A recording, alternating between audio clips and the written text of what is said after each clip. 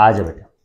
सो 11th standard में depreciation topic चल रहा था हमारा। डिप्रिसिएशन में हम लोग मेथड स्टार्ट करने वाले थे। डिप्रिसिएशन का इंट्रोडक्शन हमने देख लिया था।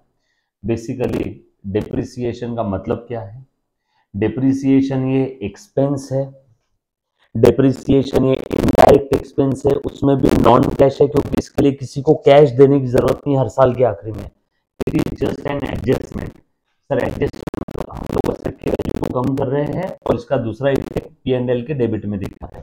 Profit and loss account final account topic में पढ़ेंगे क्या चीज है, तो है ना। सो असेट की वैल्यू कम करना है, किसी को कैश देने की जरूरत नहीं है, नॉन कैश एक्सपेंस है। क्या होता है ये, नॉन कैश एक्सपेंस है, राइट।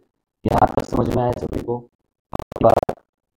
जस्ट सेकेंड, आवाज अटक रही है, मैं अभी ठीक किए देता हूँ, मैं अभी ठीक किए देता हूँ। हाँ आप चेक करना बेटा। Now all set, hello guys, right. अब देखो एक बार, राइट आज।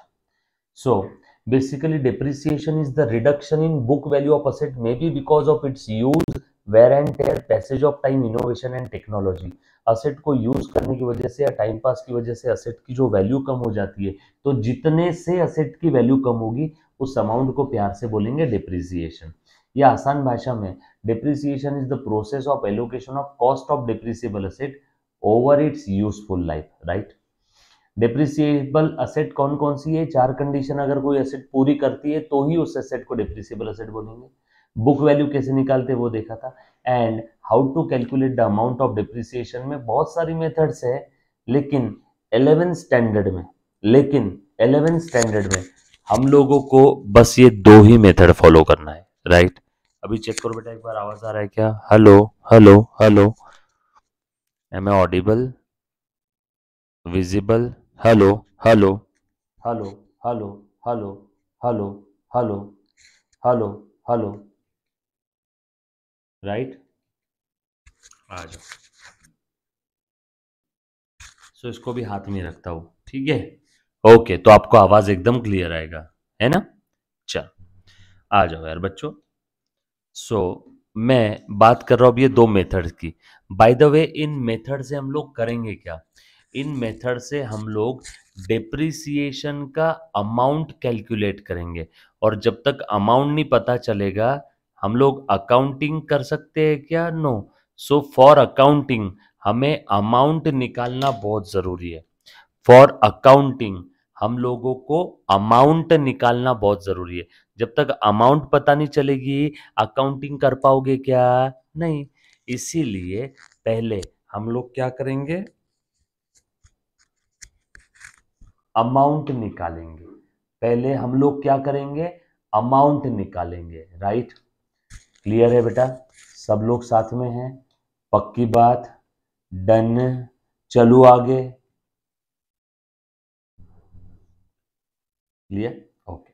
आ जाओ, अमाउंट कैसे निकालते हैं, दो मेथड 11th स्टैंडर्ड में है, बाकी कोई मेथड पढ़ना नहीं है, ये चल। सबसे पहली मेथड स्ट्रेट लाइन मेथड, अच्छे से ध्यान दो, लिखो बेटा।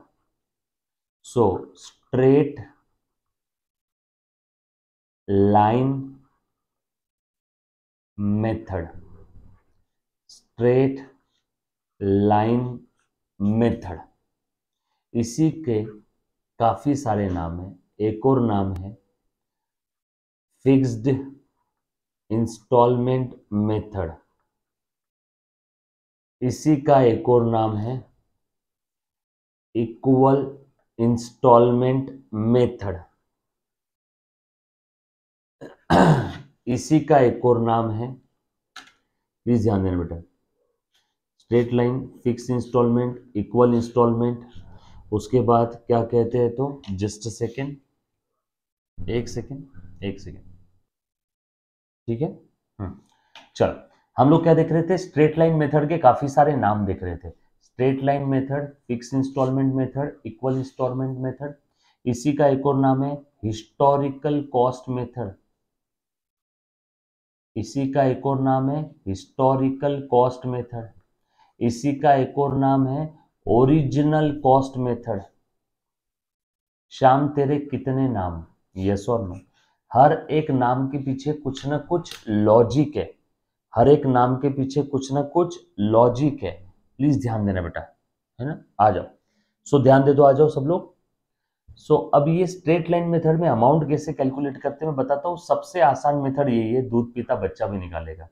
आसान भाषा में एक एग्जाम्पल ले रहा हूं। एक असेट हमने खरीदा, एक असेट हमने खरीदा, उसकी कॉस्ट है 10,000 रुपए। उस असेट का यूजफुल लाइफ है, आपको समझाने के लिए 5 साल। एंड यूजफुल लाइफ खत्म होने के बाद at the end of useful life हम लोगों को असेट का स्क्रैप वैल्यू मिलेगा 0, है ना। स्क्रैप वैल्यू क्या होता है, असेट की यूजफुल लाइफ खत्म होने के बाद जो भी अमाउंट बचेगा या असेट को भंगार में बेच के जो पैसा आ सकता है उसे हम लोग प्यार से स्क्रैप वैल्यू बोलेंगे, या इसी को सैल्वेज वैल्यू या रेसिडुअल वैल्यू, है ना। असेट की यूजफुल लाइफ खत्म होने के बाद शायद कितना आएगा, उसी को स्क्रैप, सैल्वेज और रेसिडुअल वैल्यू कह सकते हैं, यस और नो। यहां तक किसी बच्चे को कोई डाउट है तो प्लीज एक बार पूछो बेटा, anybody, any kind of doubt, right. चलो आगे। सो असेट की कॉस्ट है 10,000, यूजफुल लाइफ 5 ईयर्स।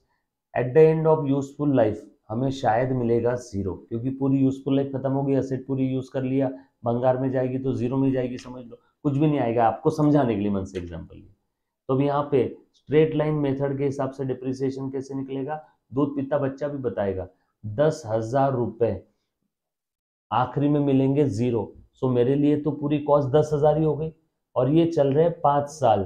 तो बताओ हर साल का डिप्रिसिएशन कितना, 10,000 5 साल के लिए, तो हर साल का डिप्रिसिएशन 2,000 आ गया। Amount of depreciation under straight line method. एक और एग्जांपल ले रहा हूं, एक और एग्जांपल ले रहा हूं। सो एक और एग्जांपल ले रहा हूं स्ट्रेट लाइन मेथड का, अच्छे से ध्यान देना बेटा। एक एसेट है जिसकी कॉस्ट है, आपको समझाने के लिए 10,000, यूजफुल लाइफ है 5 ईयर्स, और असेट की यूजफुल लाइफ खत्म होने के बाद हमें स्क्रैप वैल्यू मिलेगा at the end of useful life, आपको समझाने के लिए 4,000 रुपए। भंगार में बेचेंगे तो असेट को 4,000 मिलेगा। अब बोलो कितना डिप्रिसिएशन है, 10,000 हमने असेट के लिए आज पे किया, 10,000 हमने असेट के लिए आज पे किया, 10,000 हमने असेट के लिए आज पे किया। मुन्ना प्लीज ध्यान देना, प्लीज ध्यान देना। 10,000 हमने असेट के लिए आज पे किया, 5 साल बाद 4,000 शायद वापस मिल जाएगा, तो मेरे लिए नेट कॉस्ट कितना हुआ, या डेप्रिसिएट होने लायक डेप्रिसिएबल वैल्यू, डेप्रिसिएबल वैल्यू कितना है बेटा मेरे लिए 6,000 सिर्फ, क्योंकि 10 में से 6 तो वापस मिल जाएंगे, और ये 6,000 रुपए, और ये 6,000 रुपए, और ये 6,000 रुपए, प्लीज ध्यान देना बेटा, प्लीज ध्यान दे दे। और ये 6,000 रुपए कितने साल तक चलेंगे, 5 साल तक। ये 6,000 रुपए कितने साल तक चलेंगे, 5 साल तक।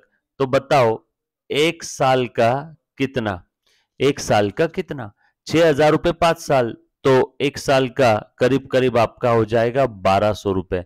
तो ये आ जाएगा आपका डिप्रिसिएशन एक साल का, यस और नो। इसमें एक सिंपल सा फॉर्मूला है, फॉर्मूला अगर मैं आपको बता दूं तो आपका काम ही आसान हो जाएगा, फॉर्मूला अगर मैं बता दूं तो आपका काम आसान हो जाएगा बेटा। मुन्ना प्लीज ध्यान देना।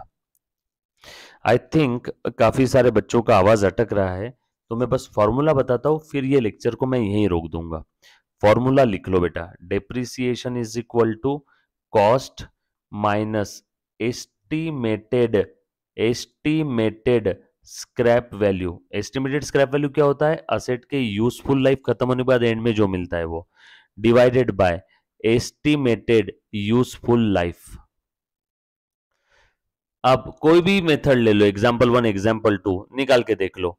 एग्जाम्पल 1 का आंसर आता है क्या, कॉस्ट कितनी है 10,000, scrap value 0, 10,000 minus 0। Estimated useful life 5 साल। आ गया क्या आंसर? 2,000। डिप्रिसिएशन आया 2,000। सेकेंड वाली मेथड ले लो, example number 2। Example number 2, method नहीं, एग्जाम्पल नंबर 2, सेकेंड वाला एग्जाम्पल। कॉस्ट है 10,000, स्क्रैप वैल्यू है एस्टिमेटेड 4,000, यूजफुल लाइफ है 5 साल। 5 साल। सो बोलो बेटा, 6,000 डिवाइड बाय 5 साल यानी 1,200 रुपए पर एनम का डिप्रिसिएशन है। पर एनम यानी हर साल, हर साल, हर साल। देखो 1,200 आया क्या? सो ये फॉर्मूला बड़े ही काम का है। डिटेल में इसका डिस्कशन करेंगे नेक्स्ट लेक्चर में। Thank you very much, love you all, take care, bye.